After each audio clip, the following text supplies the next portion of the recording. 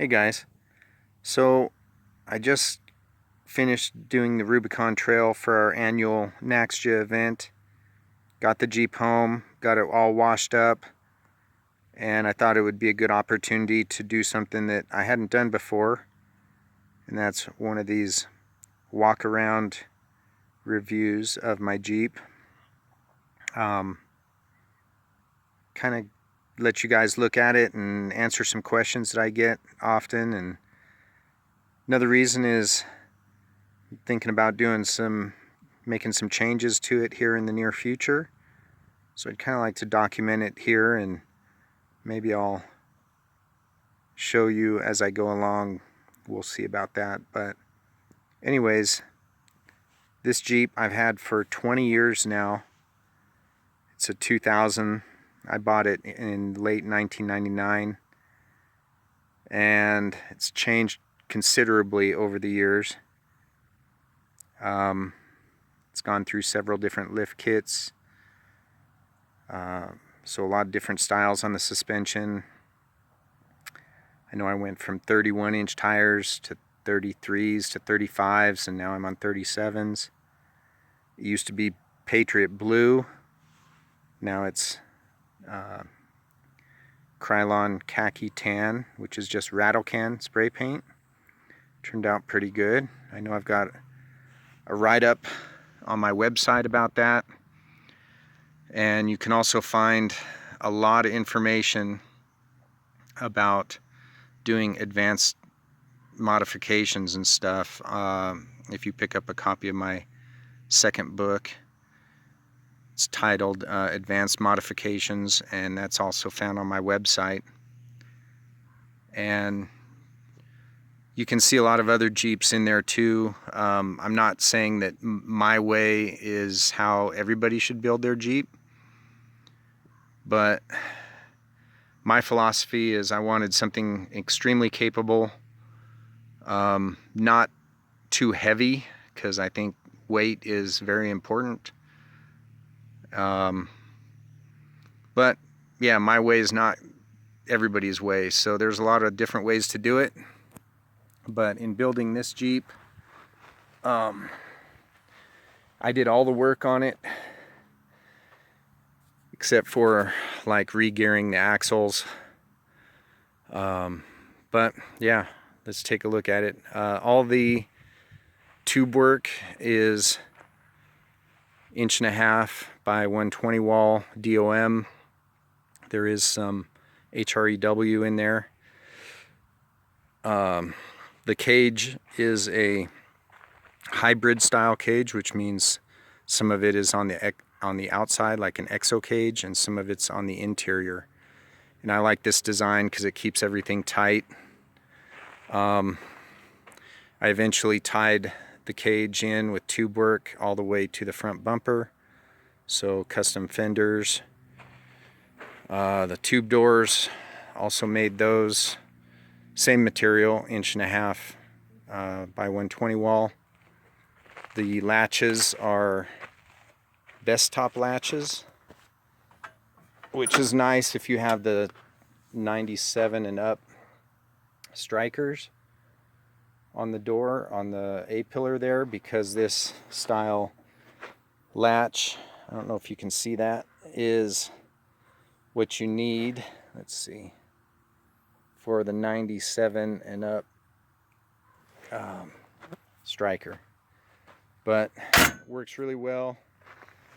It doesn't rattle at all because I have some rubber stops in there that I added to keep everything tight.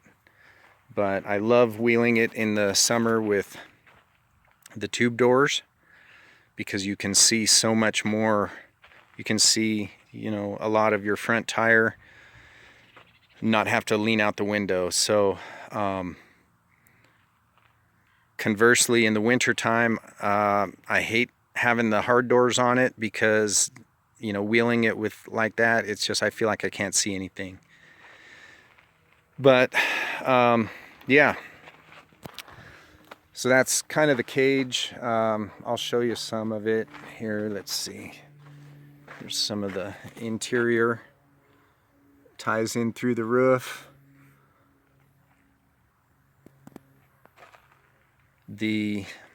My spare tire is inside the Jeep there. It's a pretty tight fit. If I want, I can take that out and put the seats back in, like if I'm taking the whole family somewhere, but otherwise it's mounted in there with a mount that I made for it. I made some custom storage compartments that are under the seat when the seat's in there. I cut out the rockers and replaced them with the 2x6 3/16 inch thick rectangular steel. Those are really good, really beefy. I don't know if you can see the underside there.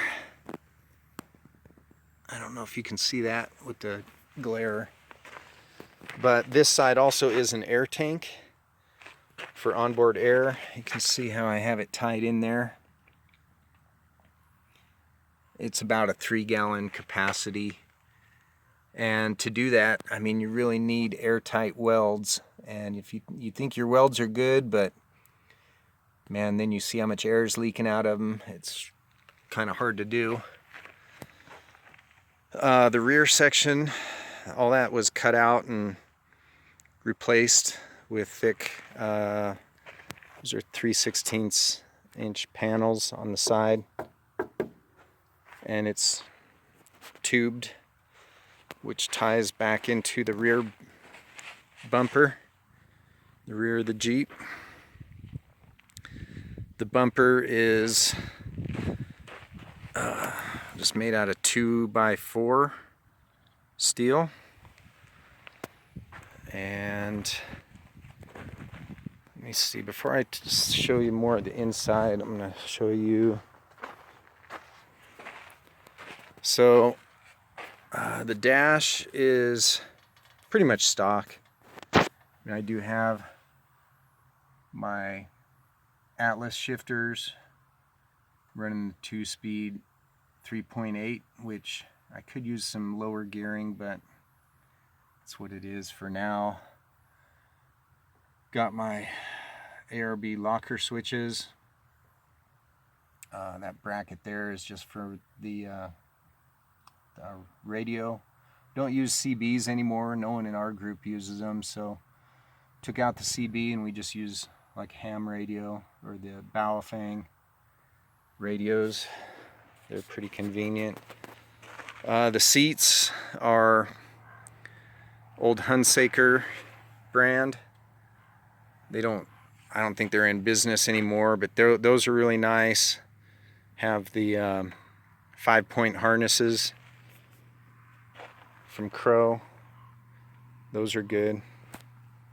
Oh, one other thing I wanted to show is, so I've had the Jeep now for 20 years, and I just went over, let's see if you can see this, just went over 100,000 miles earlier this year. So I'm at 101,000 miles. So a lot of those are hard miles because I put the first lift kit on it in 2002. So let me show you a little bit of the top. The cage. I've been thinking about finishing it off here, but it's been nice the way it is. I do have plates there that tie into the roof and seal it so that water doesn't get in the winter when I have the full doors on. And back here, see, I don't have a rear window wiper. I took that off because once I hit it backing into a tree and broke it, so why not get rid of it? Saved a few pounds. In here I've got Well, first, also have my high lift jack in here too, and shovel mounted to one of the cross braces of the cage. And this box is where my gas tank is. I'm still running the stock gas tank. It's 20 gallons. But obviously that's not the stock location. I raised it up from underneath. Let's see if you can see this. So yeah, this is all just a flat piece of steel across. It's level with the frame rails, and I did that to make room for the axle and wheelbase stretch. I stretched the wheelbase 5 inches back, and I also flipped it 180 degrees, so the fuel door now is on the passenger side, a little bit different, and it also opens up opposite. If it's on the other side, you'd push on the front there, but so anyways, that's pretty much the interior. Oh, I need to talk about the air compressor. This is my trusty air compressor. It's a Viair 400C. I got that years ago when I was on 33-inch tires. It's been good ever since. I still use it for my ARB lockers, and I air up my 37s with it. It's a little bit slower than airing up 33s, obviously, but it still works. So anyways, I'm going to be taking it out. That's why I came out here, is to cycle the suspension. So what I'm going to do is do this review in a couple segments probably. I'm going to take it out, like I said, and flex it up so I can see what's going on, and that'll be a good time to review the suspension for you. All right, let's get to it. All right, guys, here I am out at my favorite testing spot. Got the Jeep on some rocks and the suspension's cycled. So I want to go over a few things. I don't think I mentioned it in the first segment, but I am running 37-inch tires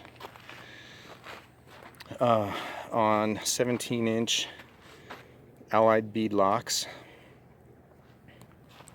The 37 MTRs have been great. Never had an issue with them.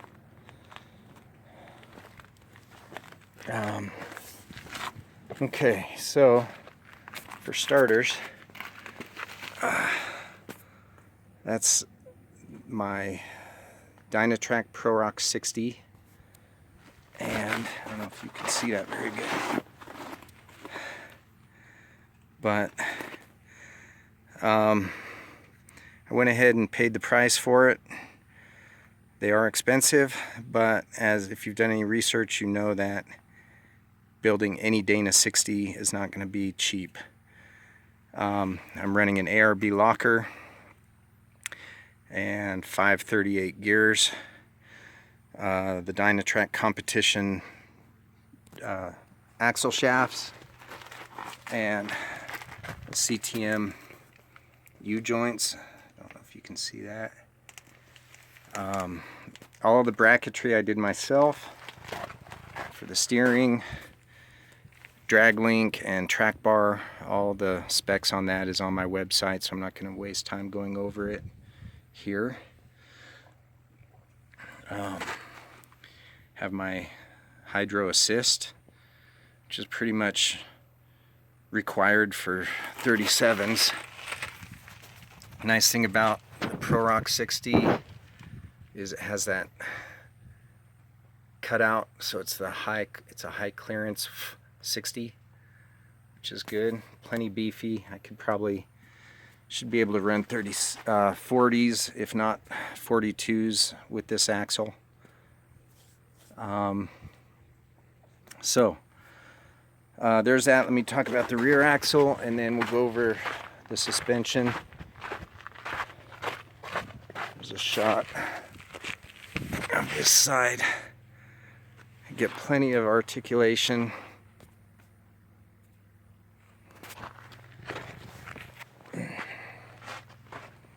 Okay, the rear 60 is a 1-ton 60. It's a Dana 60 ISU out of a 1989 E350 van. I really like this axle. If you're not going to run a 14 bolt, this would be my go-to axle. I would definitely recommend it. Of course, the center section is pretty much like any Dana 60, but what makes it unique is everything outside the center section. So the tubes are super thick. They're 3 and I believe 3.5 inch diameter. You don't have to bore out the spindles to fit 35 spline shafts. I am running the Yukon cut to fit shafts, and the one thing with this axle is in stock form it's 67 inches wide, so I cut it down to 64.25 inches, which gave me the perfect width, and then it also centered the pumpkin because the differential is offset to one side when it's under the van. Then I added the Artec truss. That also strengthened the repair section from narrowing it, and also provides a place to mount the 4-link up there. I am running a ARB locker in this as well, and rough stuff cover. One really nice thing about this, let me get under here, is this axle it has a smooth bottom. I don't know if you can see. So you don't have to trim anything or cut anything on the bottom. It's smooth from the factory. So it slides over stuff pretty well. Now, let's see, how can I do this?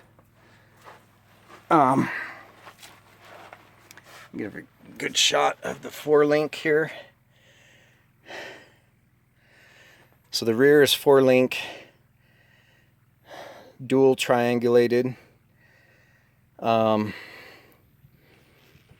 me start with up here is the mounting system. Yeah, you should be able to see. So this belly pan was part of an old lift kit that I had, the TNT Customs Y-Link,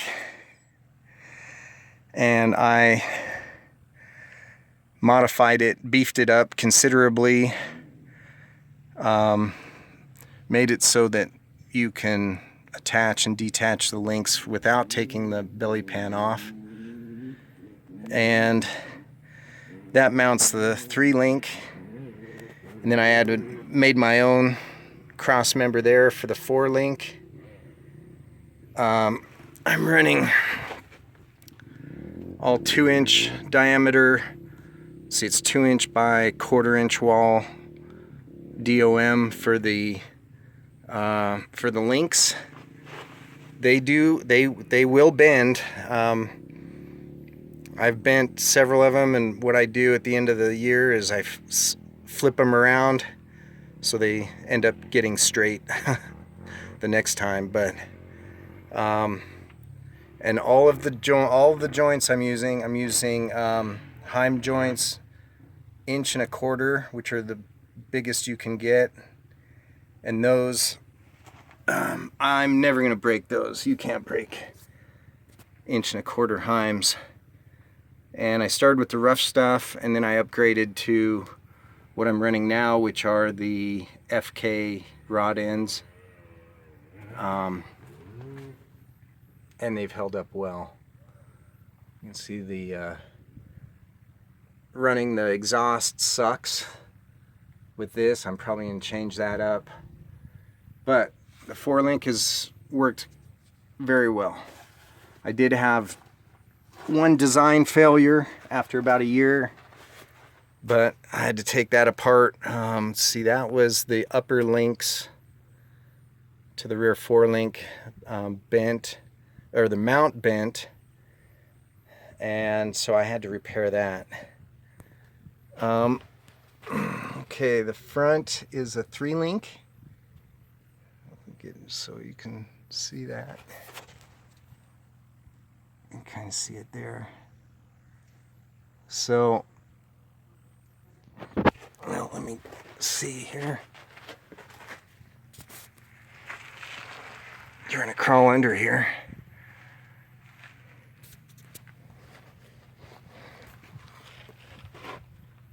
Okay. Yeah, you can kind of see.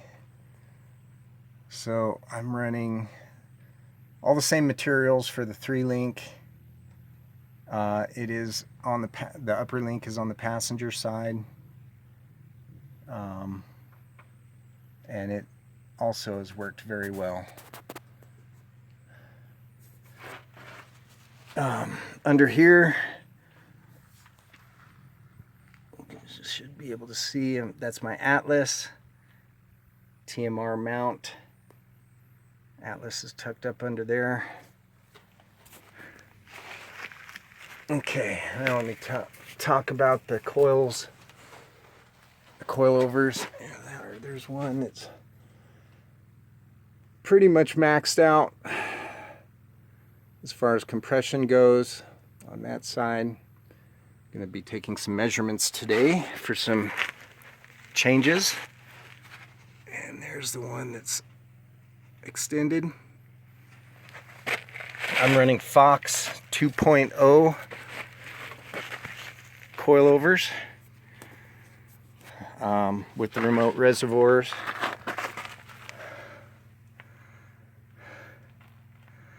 The spring rates, those are on my website. I'm not going to go over it here. Let's see, my limit strap is maxed out there, so that's pretty much full droop. You can use my spring rates as a guide, but your rig's going to be different, so the spring rates are going to be different. Like I said, I've got a 5-inch wheelbase stretch, so that's going to change your corner weights. So you're going to have different spring rates, unless your setup is exactly like mine, but every rig is usually a little bit different. So, but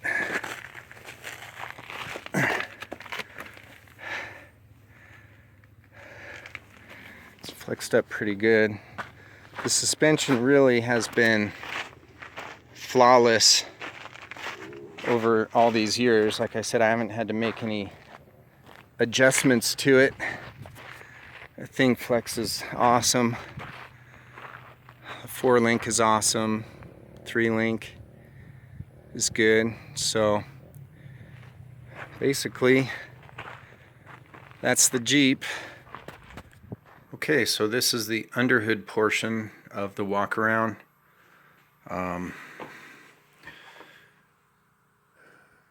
The engine is pretty much stock as far as internally go. It is the 4.0 liter inline 6. The most noticeable modification is the intake, which you can see is running over into the cowl. I did a write-up for that. It's on the website. with all the part numbers. But one question I always get is about this grommet right here. People ask where I got that. That's actually part of the old ARB snorkel kit that I had, and I just put it on there. But those grommets are easy to make yourself. You just get a section of fuel line or any rubber hose, and you just slit it down the middle and use that. You can make your own grommets. That's what we did on one of our other XJs also, and it works quite well. The other thing you'll notice is the over the engine brace. That's for my Coilover Towers. Let's see, I don't know if you can't really see them in there, but they're just section of tube. I forget where I actually bought those and then just trimmed them to how I needed them. Other than that, I've relocated quite a bit of stuff. A lot of it's just to make room for the coilovers and the remote reservoirs. I've got one down here. I don't know if you can see that. It's tucked down in there. But what I relocated was the power distribution center. That's moved slightly from the stock location, and then you'll notice the coolant reservoir has also been moved.